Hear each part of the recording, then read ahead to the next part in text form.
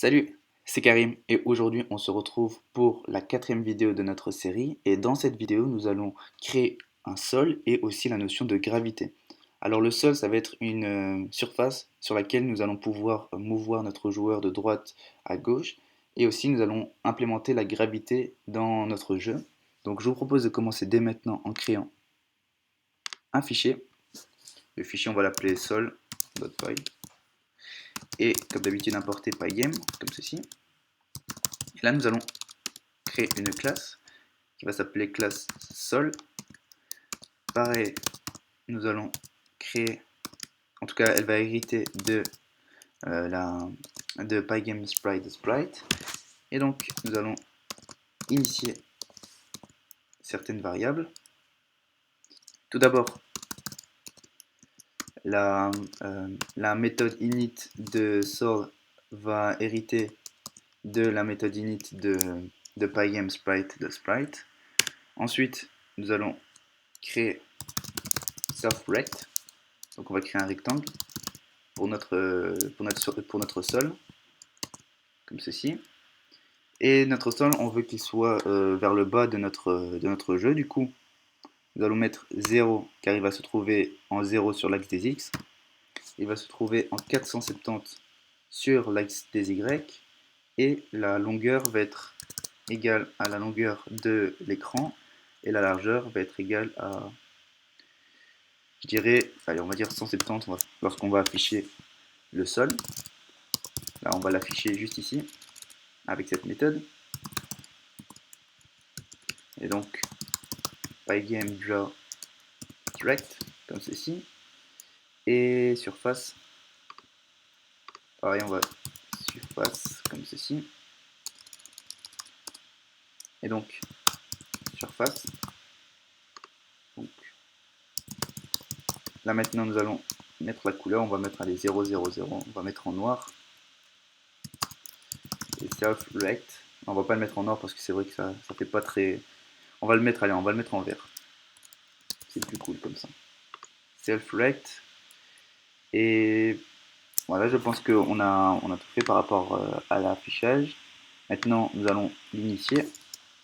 Self sol est égal à sol.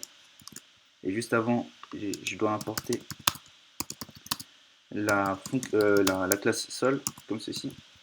Et ici, c'est pas une majuscule, une minuscule. Voilà. Maintenant, une fois que nous avons fait ça, nous allons tout simplement afficher juste ici self sol.afficher self screen self écran. Et on va voir ce que ça donne déjà pour voir si d'accord. Donc là nous venons d'afficher le sol et donc nous allons créer deux vecteurs self gravité qui va être égal à 0, 10 et self résistance qui va être égal à 0, 0. Je vais donner un mot d'explication sur ces deux vecteurs. Le premier c'est self.gravité et donc nous allons incrémenter la valeur de la position en Y avec self.gravité et cela va nous donner l'impression que le joueur tombe. Et self.résistance est égal à 0, 0 parce que nous n'avons pas encore nous n'avons pas encore géré les interactions entre le sol et le joueur, donc pour l'instant c'est égal à 0. Et donc une fois que nous avons fait ça, nous allons créer une fonction gravité jeu comme ceci. Et nous allons tout simplement self joueur.rect y plus égal self vecteur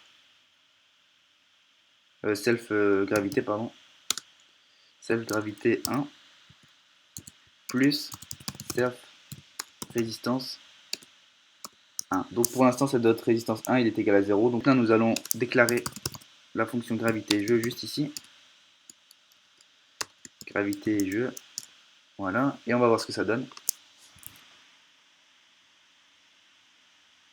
Voilà, le joueur tombe.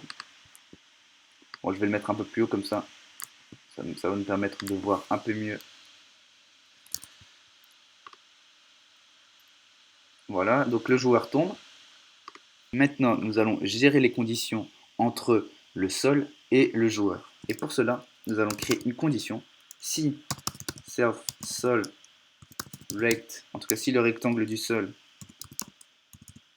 rentre en collision avec self joueur rect, alors on va faire quelque chose.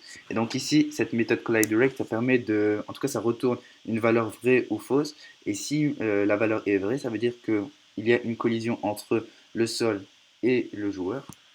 Et donc ben, juste pour vous montrer, je vais juste print OK, collision, on va mettre plus explicite, et normalement ça devrait être bon. Voilà, collision, comme vous pouvez le voir sur ma console, collision. Bon, je dois supprimer event ici.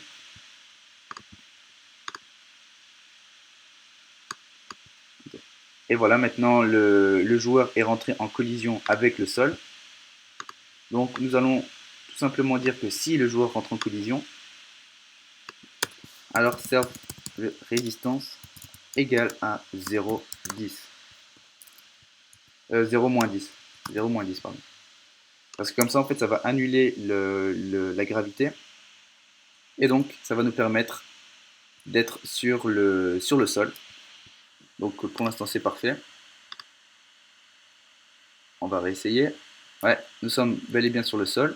Maintenant, nous allons tout simplement dire que si il n'y a pas de collision entre le joueur et le sol, alors self-résistance égale 0, 0, comme ceci.